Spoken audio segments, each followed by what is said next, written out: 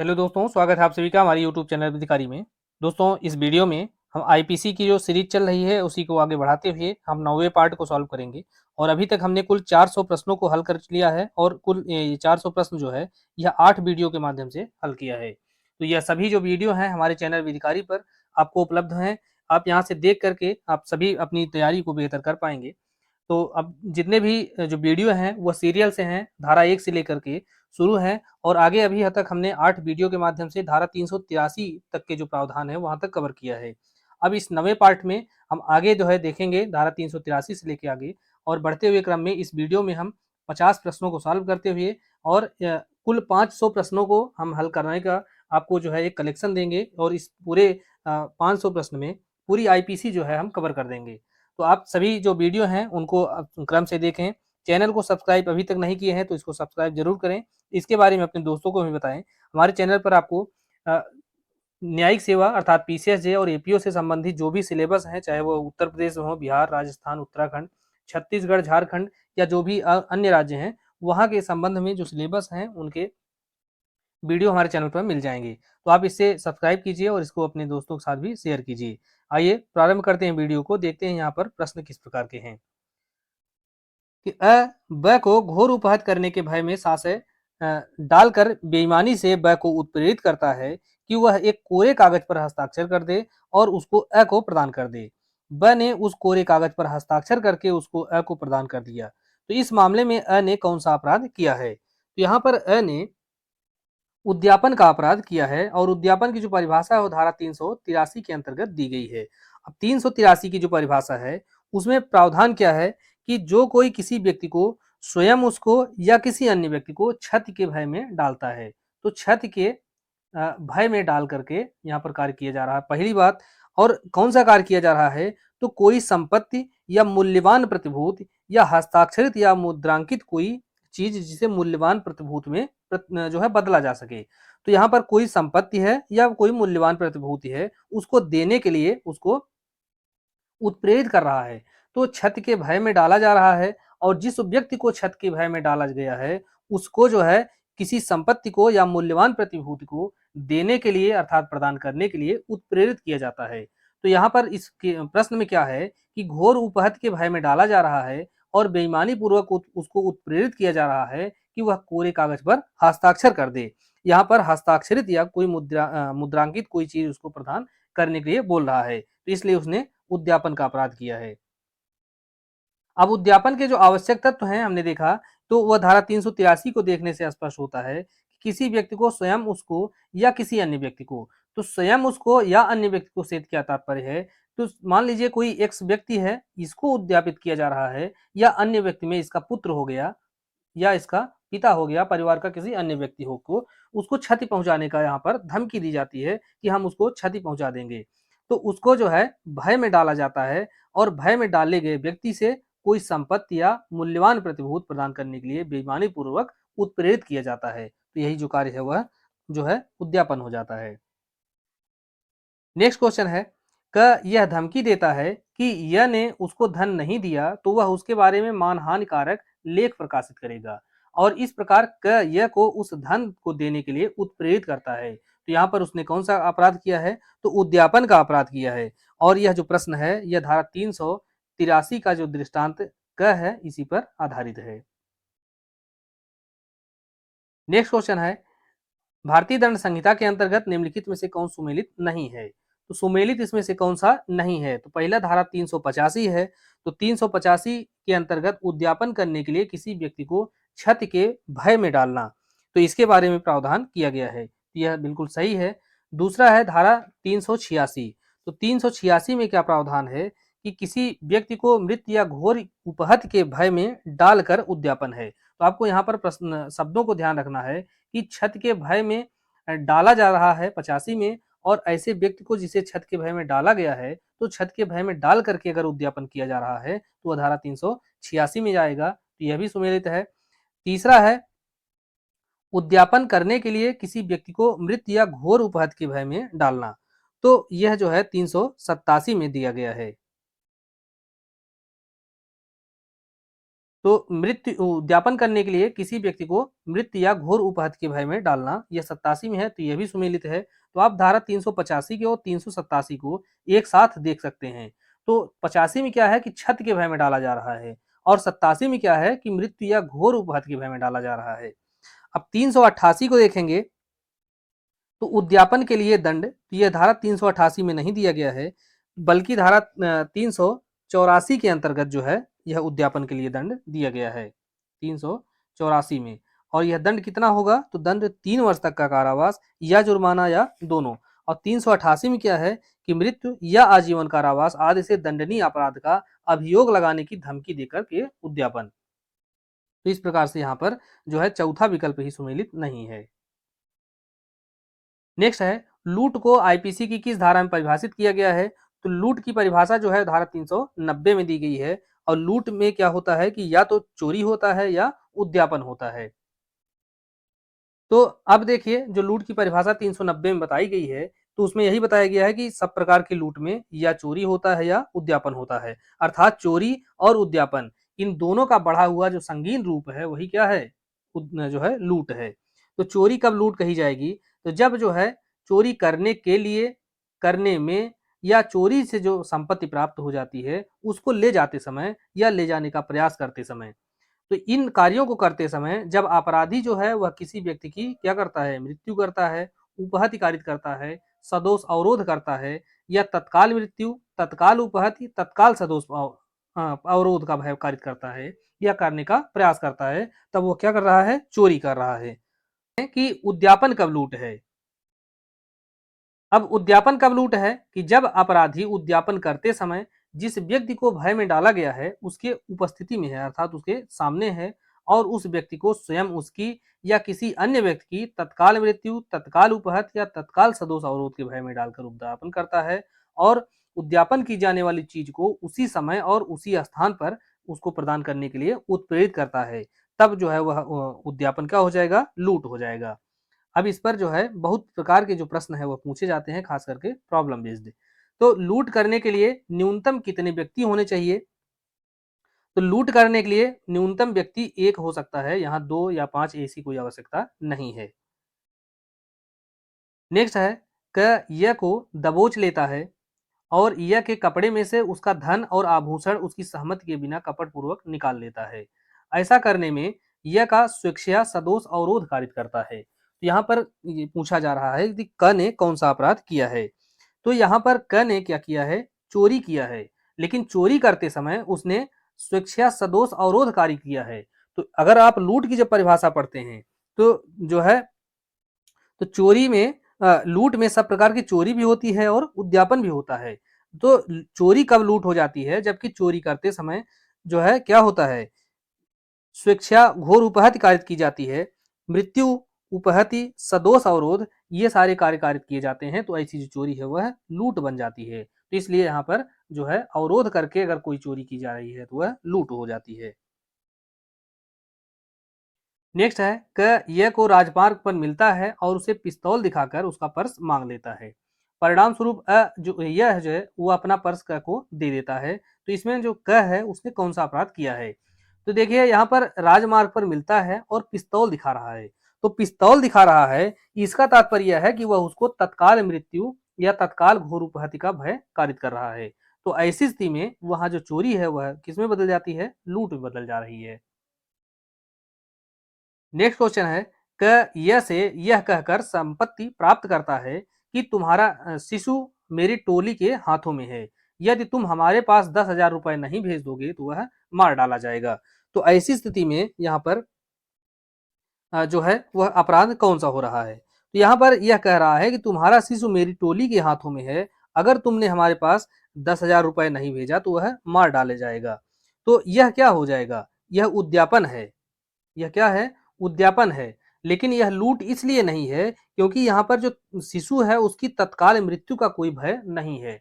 वहां पर यह समय है कि तुम हमारे पास पैसे भेजो। अगर तुम अभी तुरंत पैसे नहीं भेजते हो या इतने समय के अंदर पैसे नहीं भेजते हो, तब हम तुम्हारी जो शिशु है वह उसको हम क्षति पहुंचाएंगे या उसको मार डालेंगे। तो फिलहाल उसको तत्काल मृत्यु का कोई भय नहीं है, इसलिए यह लूट नहीं है बल्कि क्या है, उद्यापन का अपराध है। और यह जो प्रश्न है यह धारा 390 का जो दृष्टांत डी है या ख है उसी के अंतर्गत आता है। नेक्स्ट है चोरी का अपराध लूट बन जाता है। तो चोरी का अपराध लूट कब बन जाता है? जबकि उसमें प्राण का जो है आसन्न संकट जो है संकट जुड़ जाता है या भय जुड़ जाता है। नेक्स्ट है डकैती की परिभाषा कहाँ दी गई है? तो डकैती की परिभाषा जो है धारा 391 में और लूट की परिभाषा जो है यह धारा 390 में दी गई है। तो डकैती के जो परिभाषा दी गई है इसके अनुसार जबकि 5 या अधिक व्यक्ति संयुक्त होकर के लूट करते हैं, लूट का प्रयास करते हैं या लूट करने या उसके प्रयास करने में मदद करते हैं। तो आपको इनको ध्यान रखना होगा। तो ये अभी अमूमन यही लोग पढ़ते हैं, समझते हैं कि जब लूट करने वाले व्यक्ति 5 हो जाते हैं तो वह कार डकैती हो जाता है। लेकिन लूट का जब प्रयास करते हैं और सबसे बड़ी बात यह है कि इसमें जो मदद करते हैं, लूट करने में अगर कोई मदद कर रहा है तो वो भी माना जाएगा कि डकैत है और डकैती कर रहा है। नेक्स्ट क्वेश्चन है भारतीय दंड संहिता के अंतर्गत डकैती का अपराध किया जा सकता है। तो डकैती का अपराध जो है वह किस संपत्ति के संबंध में किया जा सकता है? तो डकैती का अपराध किस संबंध में किया जा सकता है इसको हम जानने के लिए ये जानते हैं कि लूट का अपराध किसके संदर्भ में किया जाता है। अब लूट का अपराध जानने के लिए हम ये जानेंगे कि चोरी का अपराध किसके संबंध में किया जाता है और उद्यापन का अपराध किसके संदर्भ में किया जाता है।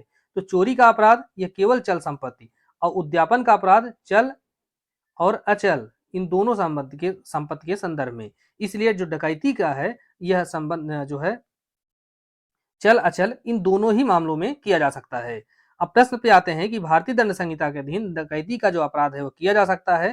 तो केवल लूट के द्वारा ही ये जो है डकैती का अपराध किया जा सकता है, क्योंकि जब 5 या अधिक व्यक्ति मिल करके लूट करते हैं तो वही डकैती हो जाते हैं। नेक्स्ट है निम्नलिखित में से कौन सा लूट और डकैती के बीच में अंतर स्पष्ट करता है? तो लूट और डकैती के बीच में जो सबसे बड़ा अंतर है, जो मुख्य अंतर है वह क्या है? अपराधियों की संख्या। 5 और कम व्यक्ति अगर मिलकर के कार्य कर रहे हैं तो वह लूट करते हैं, उससे अधिक व्यक्ति हो जाते हैं तो वह डकैती करते हैं। नेक्स्ट क्वेश्चन है क और उसके 4 साथियों ने ब के स्थान में चोरी करने का प्रयास किया और ब को उपहत्या कारित की।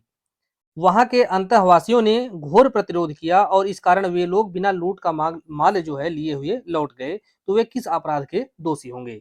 तो जब हम धारा 391 को पढ़ते हैं तो जिसमें डकैती की परिभाषा दी गई है उसमें यह बताया गया है कि जबकि 5 या अधिक व्यक्ति, तो यहाँ पर क और 4 साथी अर्थात 5 व्यक्ति हो गए, तो उन्होंने क्या किया कि लूट किया, लेकिन उसकी जो संपत्ति है वह ले जाने में असफल रहे, इसलिए उन्होंने क्या किया है? लूट का प्रयास किया है। तो जब कोई 5 या अधिक व्यक्ति लूट करते हैं, लूट का प्रयास करते हैं और वे व्यक्ति जो लूट कर रहे हैं, लूट का प्रयास कर रहे हैं, उन मिलाकर के 5 और उसमें जो मदद कर रहे हैं, ये सब व्यक्ति मिलाकर 5 हो जाते हैं, तो वहां पर उसका कार्य क्या होगा? वह डकैती होगा, बल्कि लूट नहीं होगा। नेक्स्ट है एक्स ने 4 अन्य सशस्त्र व्यक्तियों के साथ मिलकर वाई के बच्चे को पकड़कर यह धमकी दी कि वाई जो है अपनी घड़ी और हीरे की अंगूठी नहीं देगा तो वह बच्चे को मार डालेगा। यहाँ एक्स ने कौन सा अपराध किया है? तो एक्स और 4 अन्य व्यक्ति हैं, उन्होंने क्या किया है कि जो है किसी व्यक्ति को पकड़ करके यह धमकी दिया है। तो यहाँ पर क्या हुआ? उद्यापन का कार्य हुआ है और उद्यापन के माध्यम से उन्होंने लूट किया है। तो उद्यापन लूट हो गई, लेकिन वहां पर 5 व्यक्ति हैं, इसलिए इनका कार्य क्या हो गया? डकैती हो गई। नेक्स्ट है निम्नलिखित में से कौन सही सुमेलित नहीं है? तो पहला है धारा 392, इसके अंतर्गत लूट के लिए दंड का प्रावधान दिया गया है, यह सुमेलित है। और लूट के लिए दंड का प्रावधान कितना होगा? तो 10 वर्ष तक का 10 वर्ष का कठोर कारावास और प्लस जुर्माना की सजा इसमें दी गई है। धारा 393 के अंतर्गत लूट करने के प्रयत्न के दंड के बारे में प्रावधान किया गया है। 394 के अंतर्गत लूट करने में स्वेच्छा उपहत्या कारित करने के लिए दंड का प्रावधान किया गया है। और डकैती के लिए दंड का प्रावधान कहाँ किया गया है? तो यह जो है धारा 395 के अंतर्गत दिया गया है। और धारा 396 के अंतर्गत हत्या सहित डकैती के बारे में प्रावधान किया गया है। तो इस प्रकार से तीसरा विकल्प सही सुमेलित नहीं है। नेक्स्ट है 6 व्यक्तियों को डकैती के लिए अभियोजित किया गया, लेकिन न्यायालय ने उनमें से 2 को पहचान संदिग्ध होने के कारण छोड़ दिया है। यहाँ तो शेष जो 4 व्यक्ति बच रहे हैं, अब वह किस अपराध के लिए अभियोजित किए जाएंगे? तो अगर 6 व्यक्तियों को डकैती करने के लिए अभियोजित किया जा रहा है, उसमें से 4 व्यक्तियों को न्यायालय बरी कर देता है, तो जो शेष व्यक्ति बचते हैं, तो वह जो है केवल लूट के लिए दंडित किए जा सकते हैं, क्योंकि उनकी जो संख्या है अब 5 से कम हो गई है और डकैती के लिए जो न्यूनतम व्यक्तियों की संख्या होगी वह कितनी होगी? 5 या अधिक होगी। नेक्स्ट है, भारतीय दंड संहिता के अंतर्गत निम्नलिखित में से कौन सा अपराध है जिसमें अपराध करने की जो तैयारी है वह भी कठोर दंड से दंडनीय है? तो अपराध की जो तैयारी है आप उसको देखेंगे कि वह कहाँ-कहाँ पर अपराध की तैयारी दंडनीय है। अमूमन तैयारी जो है किसी अपराध की वह दंडनीय नहीं होती है, लेकिन आईपीसी के अंतर्गत इसके कुछ उदाहरण हैं जहाँ पे आपको तैयारी भी दंडनीय घोषित की गई है। तो इसमें जो है पहले स्थान पर, चूंकि यह इंटरव्यू में भी कई बार प्रश्न पूछा गया है और यह 3 धाराएं हैं, आपको 3 धाराओं का यहाँ पर नाम ध्यान रखना होगा। धारा 122, धारा 126 और धारा 399।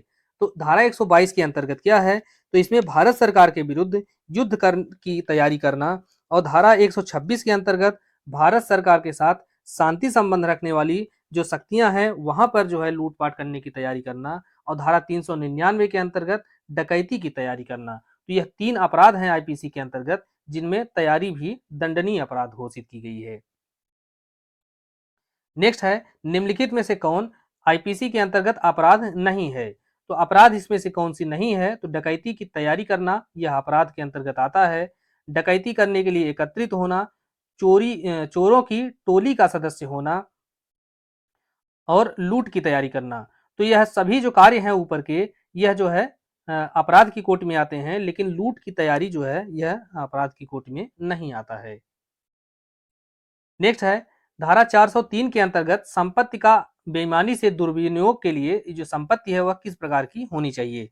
तो धारा 403 के अंतर्गत जो है यह संपत्ति का बेईमानी से दुर्विनियोग के बारे में प्रावधान किया गया है।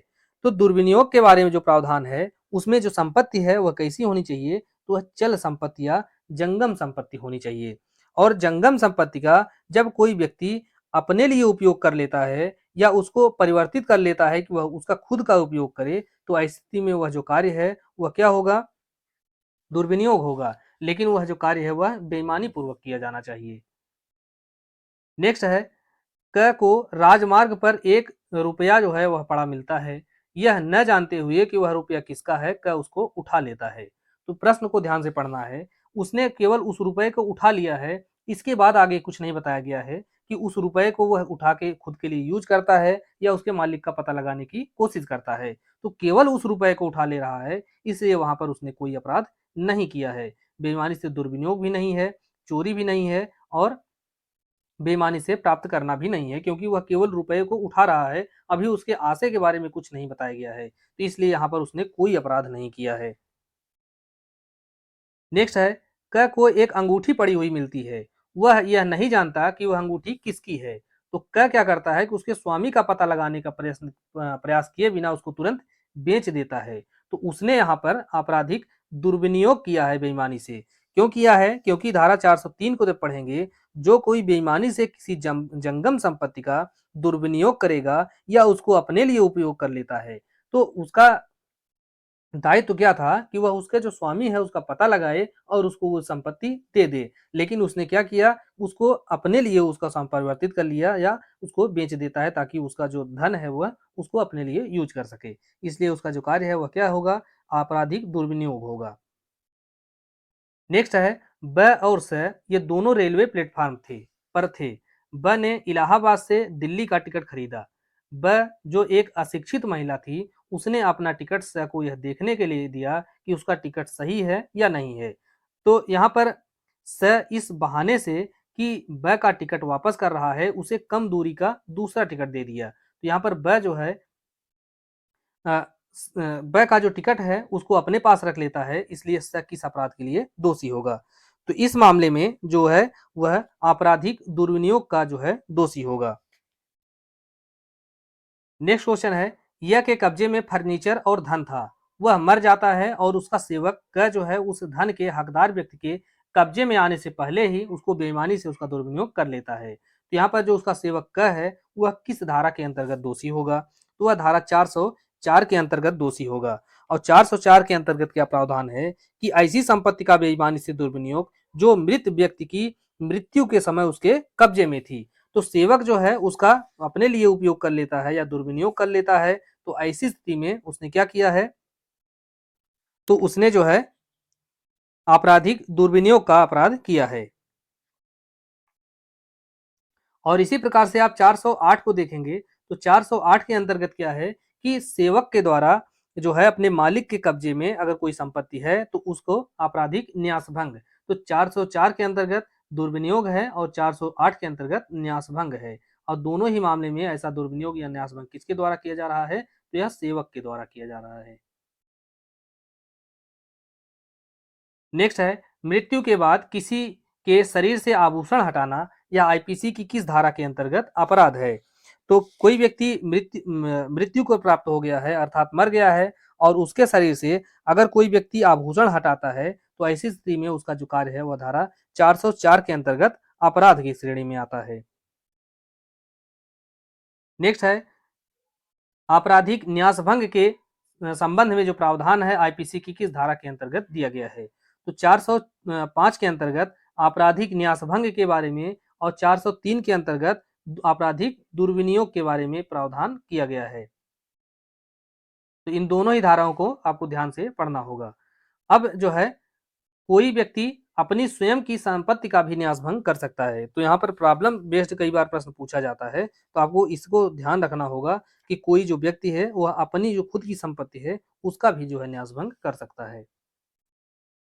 नेक्स्ट है, एक मृत व्यक्ति की इच्छा पत्र का निष्पादक होते हुए उस विधि की जो चीज वस्तु को इच्छा पत्र के अनुसार विभाजित करने के लिए निर्देश देती है, बेईमानी से अवज्ञा करता है और उस चीज को अपने प्रयोग के लिए विनियुक्त कर लेता है। तो इस मामले में क ने कौन सा अपराध किया है। तो यहाँ पर यह जो प्रश्न है यह धारा 405 का जो पहला दृष्टांत है उसी पर आधारित है और इसमें जो उसने आपराधिक न्यासभंग का अपराध किया है।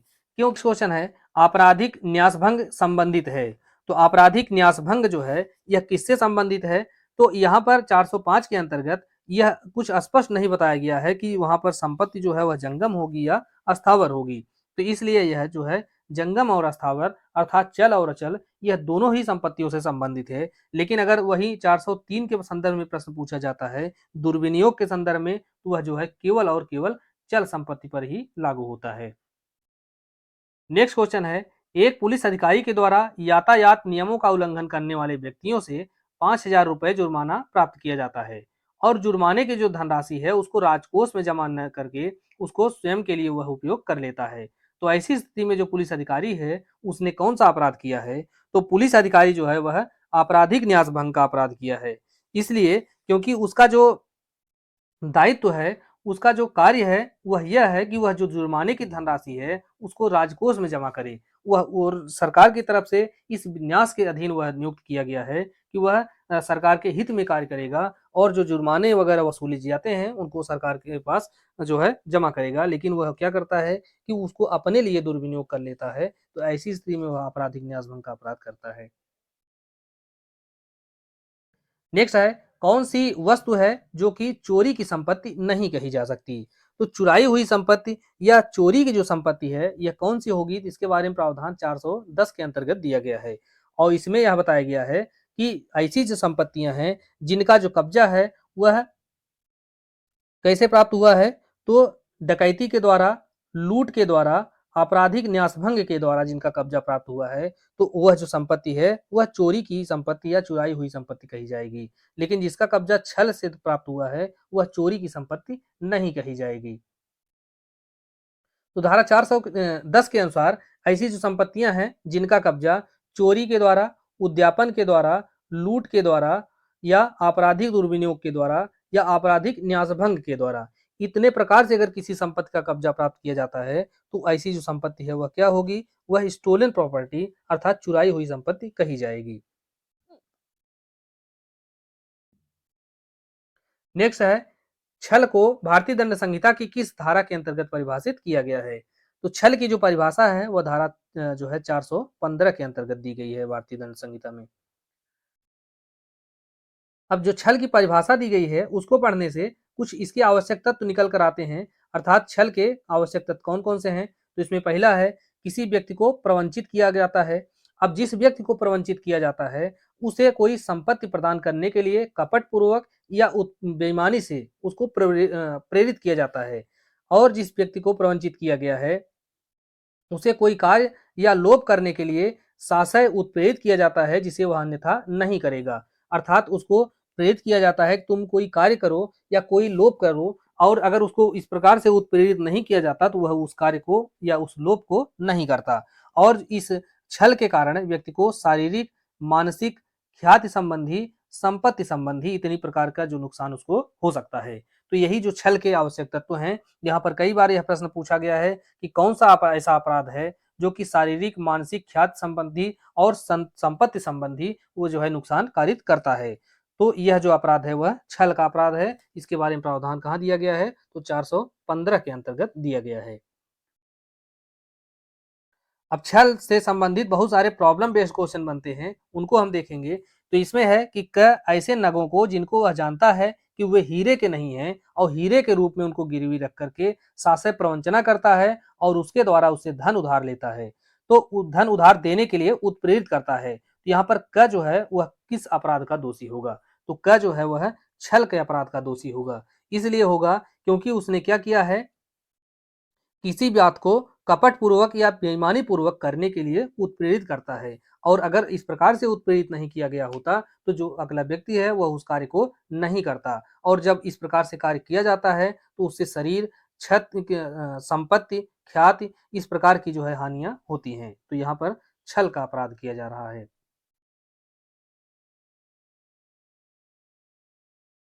नेक्स्ट क्वेश्चन है, एक वेश्या जिसे संचारी रोग है और वह यह व्यपदेशन करती है कि वह सभी प्रकार के रोगों से मुक्त है, और इस व्यपदेशन के साथ वह किसी पुरुष के साथ सेक्सुअल इंटरकोर्स करती है, तो यहाँ पर वह पूछा गया है कि वह किस अपराध से जो है किस अपराध की दोषी होगी या उसने कौन सा अपराध किया है। तो यह जो प्रश्न है यह भी धारा 415 के अंतर्गत जो छल की परिभाषा दी गई है, चीटिंग, उसी के अंतर्गत आएगा। क्योंकि जब हम छल को देखते हैं तो उसमें क्या बताया गया है कि जो कोई किसी व्यक्ति से प्रवंचना करके उसको इस प्रकार से कपट पूर्वक या बेईमानी पूर्वक उत्प्रेरित करता है कि वह जो कोई कार्य करे, अगर उसने ऐसा जो उत्प्रेरण है या जो उत्प्रेरित किया है, उसने अगर ऐसा नहीं उत्प्रेरित किया होता तो वह व्यक्ति ऐसा कार्य नहीं करता। अर्थात यहाँ पर अगर वह यह बता देती कि उसको संचारी रोग है तो वह जो पुरुष है वह उसके साथ मैथुन नहीं करता, लेकिन उसने अपने इस बीमारी को छिपा करके कपट पूर्वक या बेईमानी पूर्वक उसको जो है सेक्सुअल इंटरकोर्स करने के लिए उसको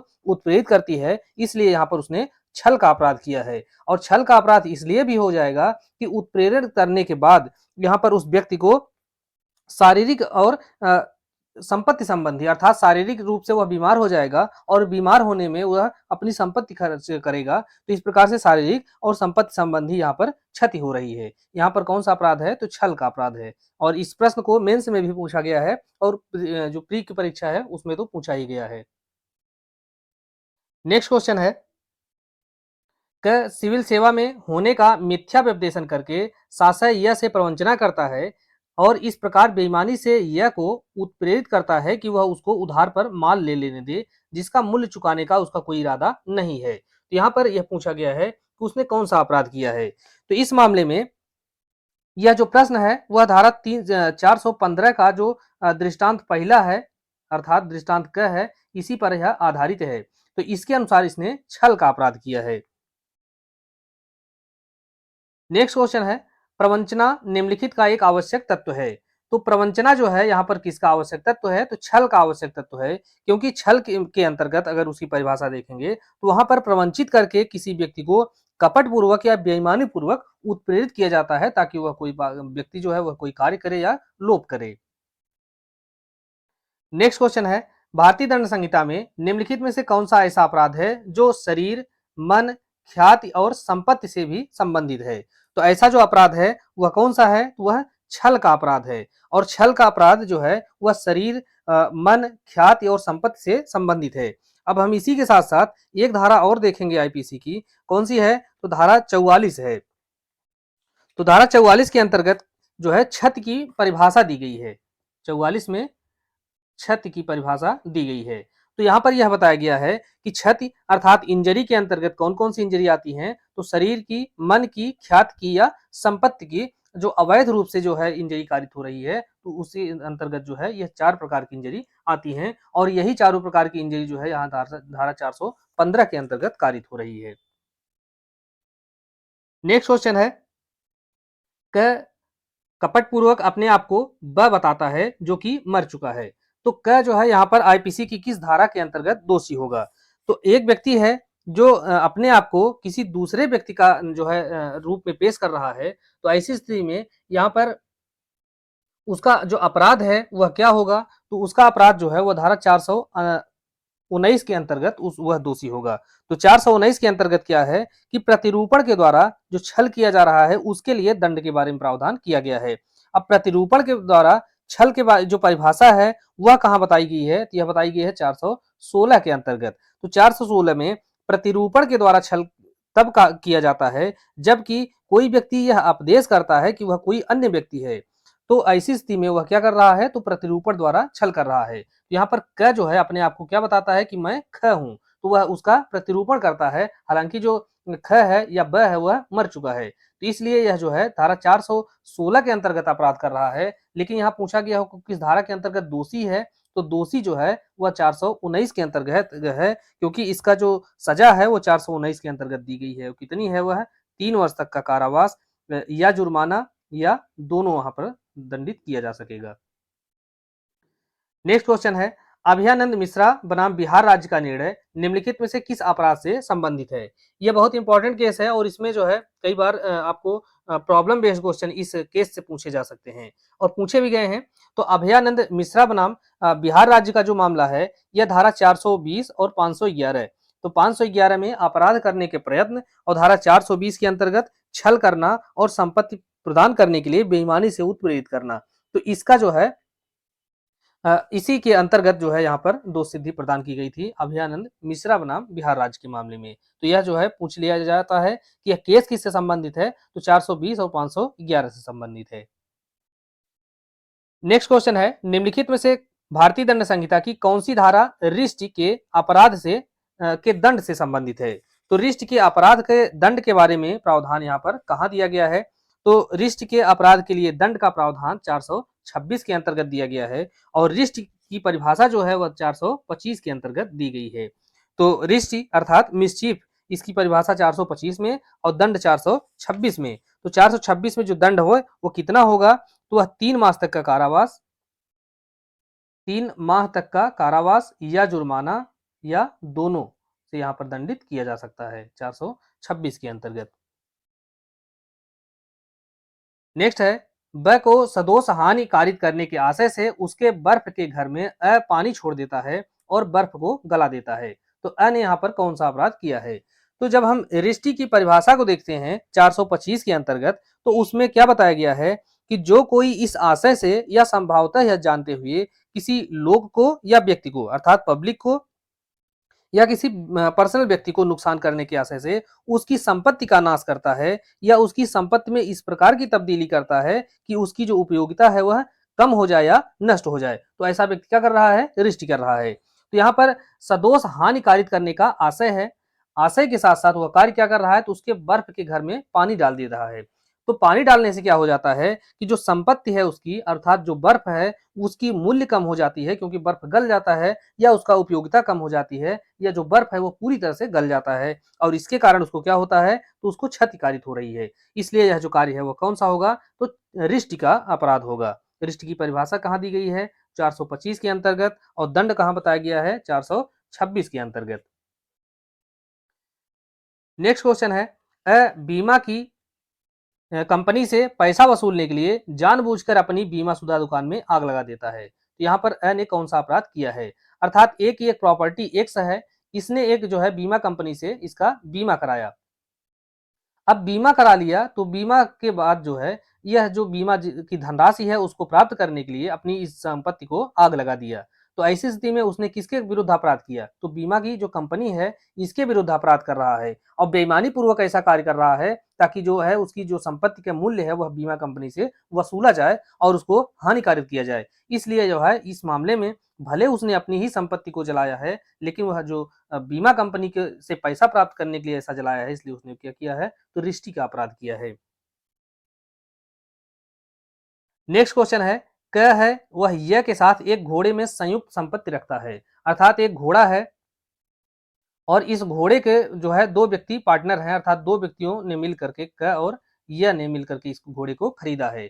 यहाँ पर जो क है इस घोड़े को इसलिए मार देता है ताकि यहाँ पर य को भी रिष्टी कारित हो, उसको भी जो है नुकसान कारित हो। तो ऐसी स्थिति में यहाँ पर यह कार्य क्या होगा? रिष्ट का कार्य होगा और यह रिष्ट जो है पूछा गया कि किस धारा के अंतर्गत अपराध है? यह धारा 429 के अंतर्गत अपराध की श्रेणी में आएगा और 429 में प्रावधान क्या किया गया है कि किसी भी मूल्य के ढोर, तो ढोर के अंतर्गत घोड़ा भी आता है, तो किसी भी मूल्य का, ये घोड़े का मूल्य यहाँ पर मायने नहीं रखता है, तो किसी भी मूल्य के ढोर या 50 रुपए मूल्य या उससे अधिक के जो है किसी जीव जंतु को वध करने के आशय से उसको विकलांग करके रिष्टी कारित करना, यह जो है अपराध 429 के तहत किया जाता है।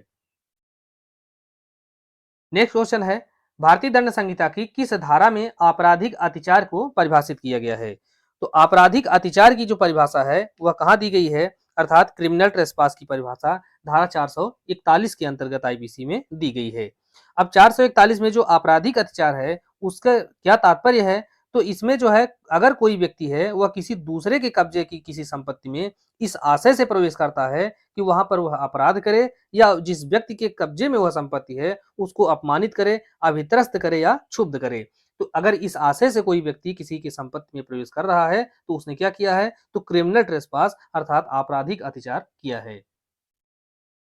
तो आपराधिक अतिचार की वही परिभाषा 441 के अनुसार कि जो दूसरे के कब्जे में स्थित संपत्ति में इस आशय से प्रवेश करता है कि वहां पर कोई अपराध करे या किसी व्यक्ति को जिसके कब्जे में वह संपत्ति है उसको अभित्रस्त, अपमानित या क्षुब्ध करे। नेक्स्ट क्वेश्चन है, वाई की हत्या करने के उद्देश्य से एक्स जो है वह रात को वाई के घर में प्रवेश करता है और उस समय वाई वहां पर नहीं रहता। तो यहाँ पर एक्स ने किस प्रकार का अपराध किया है, अर्थात किस अपराध का दोषी है? तो इस प्रश्न को हम देखेंगे, यह प्रश्न 2 पार्ट में है क्योंकि यहाँ पर यह कार्य जो है वह गृह अतिचार का कार्य है, लेकिन गृह अतिचार जो है वह अपने आप में कोई इंडिपेंडेंट अपराध नहीं है, बल्कि वह किसके माध्यम से होता है? आपराधिक अतिचार के माध्यम से। तो जब कोई व्यक्ति किसी के स्थान में किसी की संपत्ति में अपराध करने के आशय से घुसता है तो वह क्या करता है? आपराधिक अत्याचार करता है। लेकिन अगर वह किसी के घर में वही अपराध करने के लिए या किसी के घर में आपराधिक अत्याचार के लिए जो है प्रवेश करता है तो वह हाउस ट्रेसपास अर्थात जो है गृह अत्याचार करता है और यह जो है 442 के अंतर्गत इसके बारे में प्रावधान दिया गया है।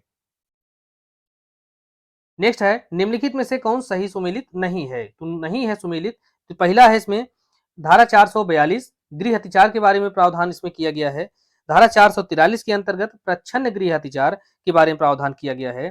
तो प्रच्छन्न गृह अतिचार को अगर समझना है तो कैसे समझेंगे? तो इसमें अगर कोई व्यक्ति जो जिस गृह में वह अतिचार करने के लिए प्रवेश कर रहा है उसके मालिक को अपने आप को छिपा करके वहां पर प्रवेश कर रहा है, अर्थात उससे सावधानी बरतने के बाद उसमें प्रवेश कर रहा है ताकि उसका जो मालिक है उसको देख ना पाए, तो वह क्या होगा? वह प्रच्छन्न गृह अतिचार होगा। और अगर यही जो प्रच्छन्न गृह अतिचार है रात को किया जाता है तो वह रात्रों प्रच्छन्न गृह अतिचार हो जाएगा। इसके बारे में प्रावधान 444 के अंतर्गत दिया गया है, यह भी सुमेलित है। और इसके बाद आता है 445, तो 445 के अंतर्गत रात्रों गृह भेदन के बारे में प्रावधान नहीं है, बल्कि क्या है? गृह भेदन के बारे में प्रावधान किया गया है। और रात्रों गृह वेतन के बारे में प्रावधान 446 के अंतर्गत दिया गया है। तो इस प्रकार से यहाँ पर जो चौथा विकल्प है यही सुमेलित नहीं है। नेक्स्ट क्वेश्चन है, जो कोई सूर्यास्त के पश्चात और सूर्योदय से पहले प्रच्छन्न गृह अतिचार करता है तो वह क्या कहा जाता है? तो अगर कोई व्यक्ति रात सूर्यास्त के बाद और सूर्योदय से पहले जो है वह प्रच्छन्न गृह अतिचार कर रहा है तो वह रात्रों प्रच्छन्न गृह अतिचार करता है, जिसके संदर्भ में प्रावधान कहाँ दिया गया है? तो 444 के अंतर्गत। तो वही हमने इसके पहले बताया कि अगर कोई व्यक्ति जो गृह अतिचार कर रहा है तो अगर वह गृह अतिचार उसके भूमि के या उस संपत्ति के स्वामी से सावधानी बरत कर रहा है तो वह प्रच्छन्न गृह अतिचार कहा जाएगा। और यह प्रच्छन्न अधिकार अगर रात को कर रहा है तो वह रात्रो प्रच्छन्न गृह अतिचार कहा जाएगा। तो रात से तात्पर्य क्या है? सूर्यास्त के बाद अर्थात सूर्य डूब जाने के बाद और सूर्य के उदय से पहले अगर ऐसा जो कार्य किया जाता है तो वह रात्रो प्रच्छन्न गृह अतिचार कहा जाएगा। नेक्स्ट है गृह भेदन की परिभाषा, यह आईपीसी की किस धारा के अंतर्गत दिया गया है? तो गृह भेदन अर्थात हाउस ब्रेकिंग की जो परिभाषा है यह धारा 445 के अंतर्गत दी गई है आईपीसी में। अब 445 के अंतर्गत क्या बताया गया है कि ऐसा गृह भेदन जो है गृह अतिचार जो है वह गृह भेदन है जबकि कोई व्यक्ति घर में 6 तरीकों में से किसी भी तरीके के माध्यम से प्रवेश करता है या अपराध करने के बाद वहां से बाहर निकलता है। तो अगर कोई व्यक्ति इस प्रकार से किसी के घर में गृह अतिचार कर रहा है, वह इस 6 तरीके बताए गए हैं, उस 6 तरीके में से किसी के माध्यम से उसके घर में प्रवेश कर रहा है या प्रवेश करने के बाद अपराध करता है और वो बाहर निकलता है, तो यह माना जाएगा कि वह उसका गृह भेदन करता है।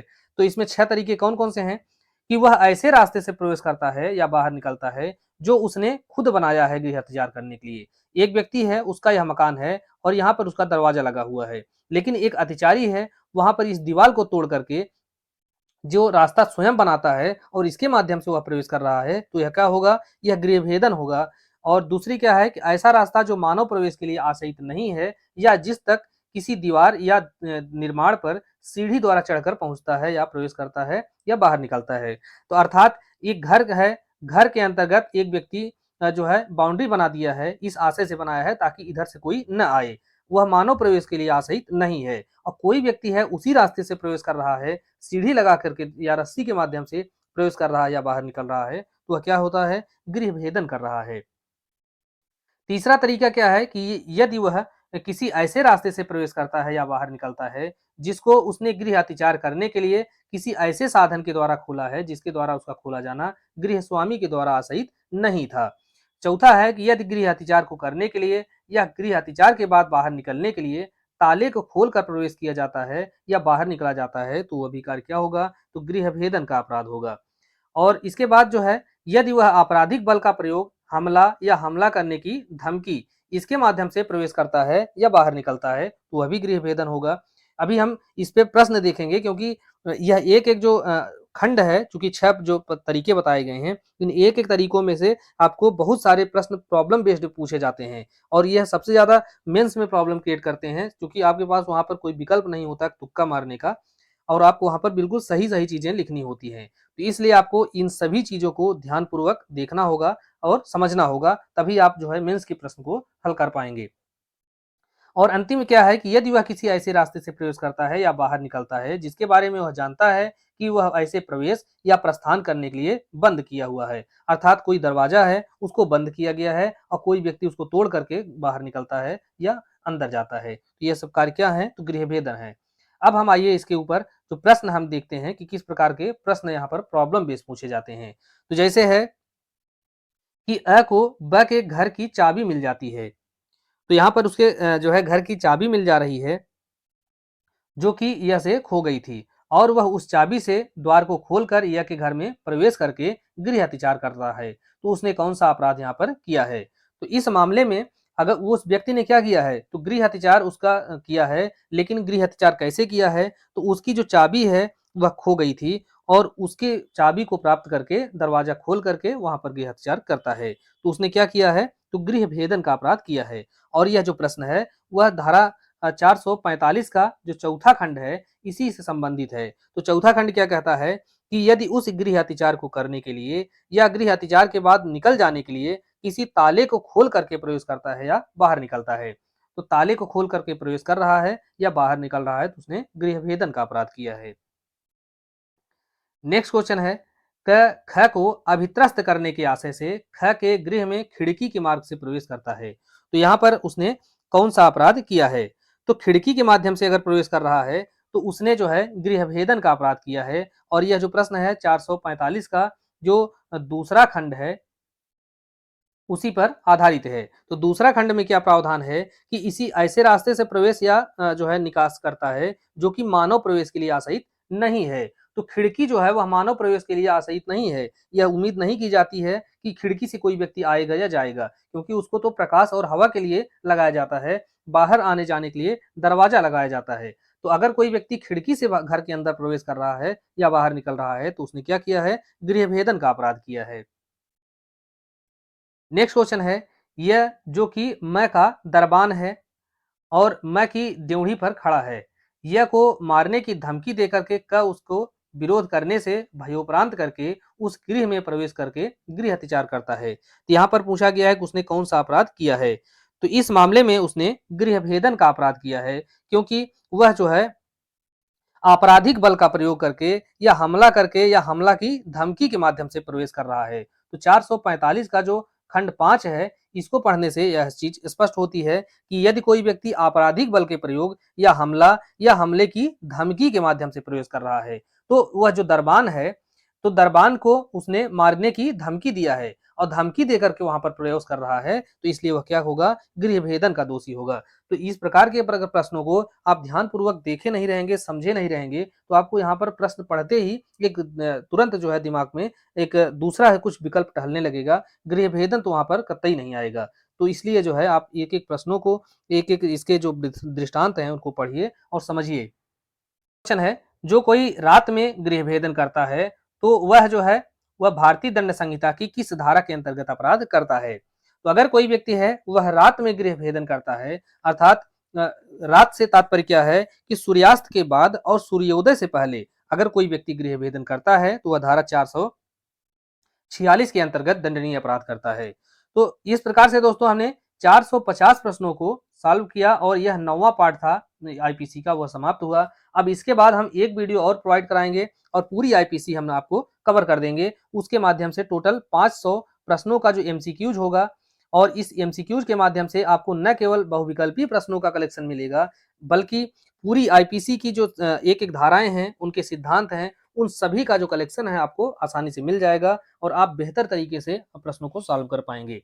तो आप हमारे साथ लगातार बने रहिए और वीडियो को अधिक से अधिक शेयर कीजिए, क्योंकि इसको जो बनाने का उद्देश्य हमारा है वह अधिकतम लोगों को अधिकतम लाभ मिल सके, इसी उद्देश्य से हमने इसको शुरू किया है। और यह जो है अब नेक्स्ट हमारा अंतिम वीडियो होगा जिसमें हम पूरी आईपीसी कवर करेंगे। तो आप मिलते हैं नेक्स्ट वीडियो में, तब तक वीडियो चैनल बने रहिए। धन्यवाद।